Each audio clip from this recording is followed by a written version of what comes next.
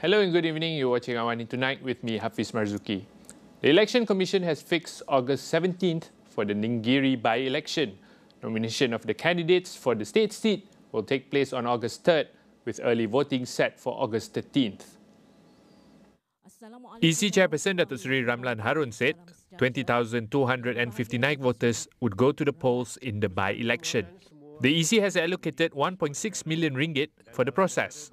The by-election was called after the Kelantan State Assembly declared the seat vacant on June 19th. This followed termination of former Assemblyman Muhammad Azizi Abu Naim's membership from Bersatu. Azizi, who is also the Gua Musang MP, had filed a lawsuit to stop the election and challenge his dismissal from the party. However, the High Court rejected his injunction on the grounds that there was no irreparable harm, as Muhammad Azizi would be able to participate in the by-election. Fugitive businessman Low Tek Jho, better known as Jho Low, has reportedly entered into a confidential agreement with the US Department of Justice, or DOJ, to reach a global settlement for the forfeiture of 1MDB assets. According to a report by the Channel News Asia, the global settlement will forever resolve the United States civil, criminal and administrative asset forfeiture actions or proceedings relating to the disposition of assets tied to 1MDB. The report stated that a confidential agreement was signed in early June by the DOJ, Low's family lawyers, and their financial trustees. The settlement plan includes surrendering assets previously identified by authorities, as well as those not yet claimed or seized by prosecuting agencies worldwide. The agreement is said to be tied to a DOJ announcement made on Wednesday, which stated that Low has agreed to hand over more than $100 million in funds, including artworks by Claude Monet and Andy Warhol. The DOJ had previously brought cases against assets allegedly acquired by Low and his family using funds embezzled from 1MDB. Washington announced that as of June, it has recovered and assisted in recovering and returning about $1.4 billion in 1MDB-related funds misappropriated from Malaysia. The Olympic Council of Malaysia, or OCM, will be redesigning the national contingent's apparel for the Paris Olympics after it received backlash from the public. OCM President Tan Sri Norza Zakaria says the governing body will improve the existing design in the hopes of meeting the public's expectations. He said OCM has decided to improve the design to clearly symbolize the tiger motif on the jackets and the coloured OCM logo to honour the Jalur Gemilang. He also expressed gratitude to all stakeholders and sports fans who have shown concern about the launch event and the design of the official attire for the Malaysian contingent by providing constructive criticism and suggestions. Norza said that OCM hoped all Malaysians would join in praying for the national contingent's success with full spirit and unity. Last weekend, OCM unveiled the gold team outfits with tiger stripe designs which were meant to reflect Malaysia's relentless pursuit of gold medals. The outfits drew flack online, with social media users calling the designs ugly and cheap-looking. SMEs are the backbone of Malaysia's economy. Hence, it is more important than ever for them to be part of the country's journey towards a more sustainable future. Here to lay out the formula for the enterprises to start their green journey through sustainable finance is CIMB's Luan Seah. Sustainable finance is really just an instrument of support for SMEs to pursue sustainability and really at an affordable cost. So the question that we should really be asking is, why should SMEs do sustainability? And there are short-term benefits, long-term benefits. So in the short term, it's things like reducing costs. So just by, for example, increasing energy efficiency of equipment, etc., they can already reduce costs, or by switching to renewable energy. And of course, there are also benefits in terms of increasing competitiveness, improving brand image, and innovation as well. Now, in the longer term, it's a lot about risk reduction and resilience. So continued access to supply chains, continued access to financing, and also being prepared for all the regulatory changes and consumer preference changes that are already well underway now. Luan also highlighted the challenges SMEs face to incorporate sustainable financing in their business model. the very common challenge that we hear from SMEs is actually just the ability to understand all the different options, both in terms of doing actual sustainability improvements and in terms of sustainable financing. I know there are many, companies and parties that make it sound really complicated, and it can be complicated, but it also can be very simple. I think one of the biggest challenges is for SMEs to find the right resources, because there are just too many resources and information, too much guidance out there. So they really need a partner who can really sit down with them and step by step handhold them and recommend the best resources. And we can actually do this through CIMB's Green Biz Ready, which is a free solution that we have for all our SME customers to handhold them through this sustainability journey. And it doesn't need to be difficult. Luan's advice to SMEs is to invest in sustainability so they do not get left behind. Start now and start early. Even if you don't know the full picture or exactly what you're going to do in the next 5 to 10 years, you probably know what you need to do and what you can do in the next 1 to 2 years. So do that and do it early. The other thing is to look at sustainability as an investment. So for example, if you're going to be upgrading or putting in, IT systems to automate or something like that, yes, you have to put in some capex as an investment, but it is for returns in the future. So sustainability is the same way.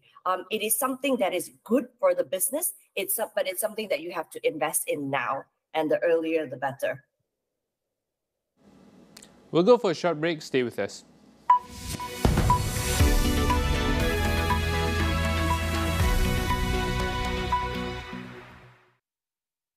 Di sini, Wira Eropah bangkit. Sejarah bakal tercipta bersama menuju kegemilangan. UEFA Euro 2024 kesemua 51 perlawanan secara langsung di Smart TV dengan Astro. Yang terbaik hanya di satu tempat. Gegasi menentang pencabar. CONMEBOL Copa America USA 2024. Rocking the continent. Kesemua 32 perlawanan secara langsung di Astro.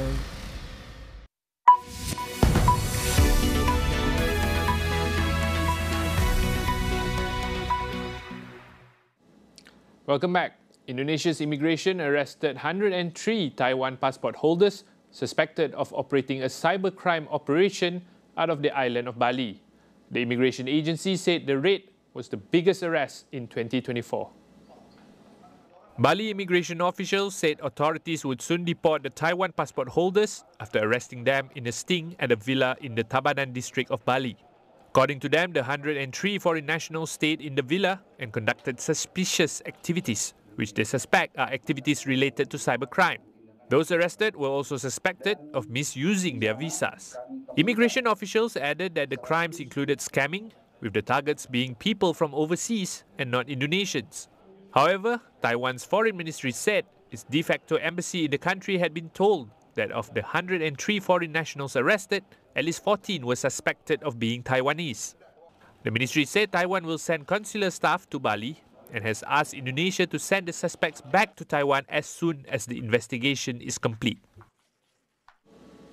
In a highly anticipated showdown, US President Joe Biden and former President Donald Trump faced off in the first presidential debate of 2024. The Biden campaign had hoped that a strong debate would ease concerns among voters that the 81-year-old is too old to serve a second term. Instead, a raspy voice, Biden stumbled over his words at times, especially in the early stages of the debate. The two men traded barbs on key issues such as abortion, immigration, the wars in Ukraine and Gaza, and their handling of the economy. Personal attacks also flew between the two candidates. However, it was Biden's muted and garbled performance that faced more scrutiny throughout the 90-minute debate. I've passed the most extensive climate change legislation in history. We find ourselves, and by the way, black colleges.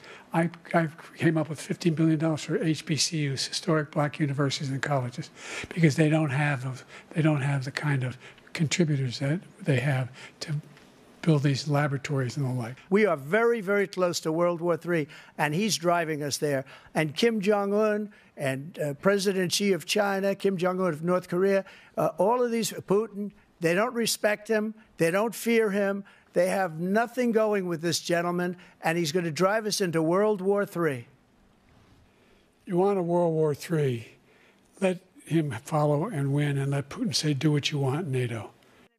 Biden's Democratic allies, worried about his ability to beat Trump in the November presidential election, are raising concerns about his suitability as the Democratic nominee. Biden won't officially become the party's nominee until he is endorsed at the 2024 Democratic National Convention on August 19. Meanwhile, the 78-year-old Trump has also faced questions about his fitness for office, given his conviction for covering up hush money payments to a porn star and his efforts to overturn the 2020 election results. Going into the debate hosted by CNN, opinion polls showed a close race between Biden and Trump. The stakes are even higher for the next debate on September 10th, currently scheduled to be their final face-off. Iranians are in the midst of voting for a new president following the death of Ibrahim Raisi in a helicopter crash last month. 4 candidates are in the race, with a final results not expected for another 2 days as ballots are counted by hand. Polls open at 8 a.m. local time and are scheduled to close at 6 p.m., although it can be extended until midnight. Voting would be open to around 62 million eligible Iranians, but many have pledged to boycott, pointing out the lack of genuine choice for voters. Iran's ultra-conservative Guardian Council oversees who is allowed on the ballot and only approved 6 out of 80 people to run for the presidency, 2 of which dropped out of the race on Thursday. While the polls are unlikely to bring a major shift in the country's policies, its outcome could influence the succession to Supreme Leader Ayatollah Ali Khamenei, who has been in power since 1989. All 4 candidates, including Parliament Speaker Muhammad Baghir Ghalibaf and former nuclear negotiator Saeed Jalili, have promised to revive a battered economy hit by mismanagement, state corruption and sanctions. If there is no clear majority after Friday's vote, the top 2 candidates face a second round of voting on July 5th.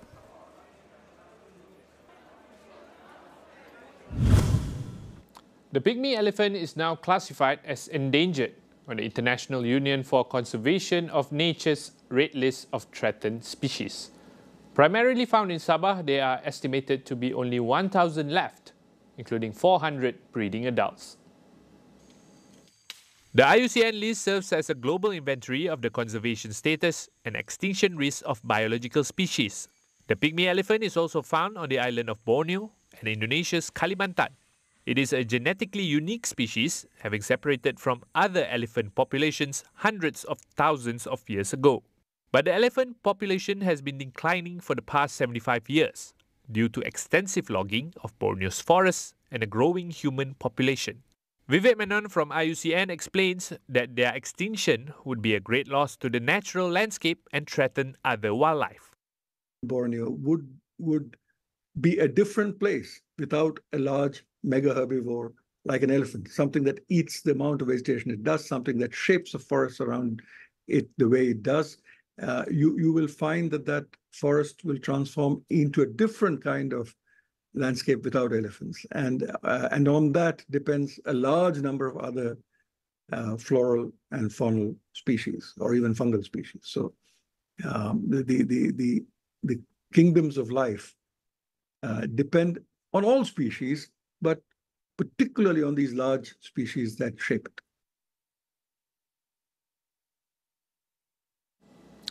That wraps up this edition of AWANI Tonight. I'm Hafiz Marzukhi. Thanks for watching and have a good weekend.